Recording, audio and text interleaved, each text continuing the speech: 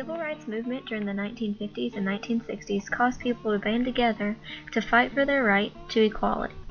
They did this in many different ways and faced much opposition. Richmond, Kentucky has grown and changed over the years.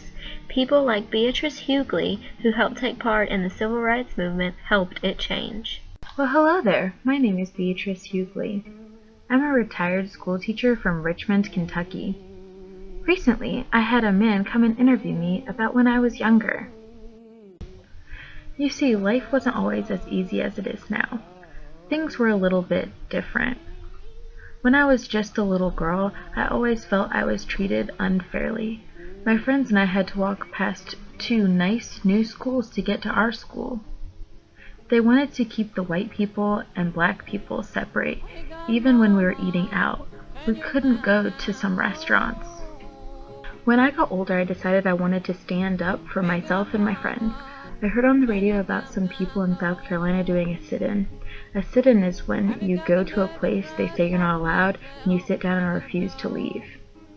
My family and I were told we couldn't go to the Easter town picnic in the park because our kind was not invited. We had already planned to meet friends there, but when we got to the park, we found out that our friends had been arrested for coming. My friends and I participated in sit-ins throughout Richmond to show that we did not agree with not being able to come to different stores and restaurants. The police were always called to arrest us or escort us out of the buildings. Our biggest protest was when we marched down Main Street in protest for not being able to go to the drugstore in Richmond.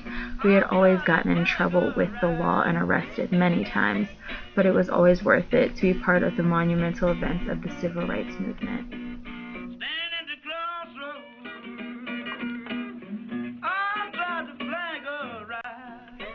It was quite an adventure back then. We didn't know how much of a change we would make, but we were hoping that one day we would feel equal to everyone else.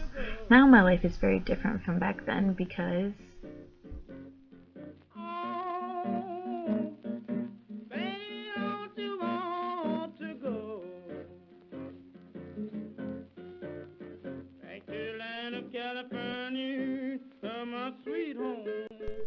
segregation had come to an end. Keeping people separate because of their skin color was no longer legal. With the passage of the Civil Rights Act of 1964, companies could no longer refuse service or refuse to hire someone based on race or gender. This is Beatrice and her friend Esther. We need to remember people like them in our community. We thank them for all of their hard work.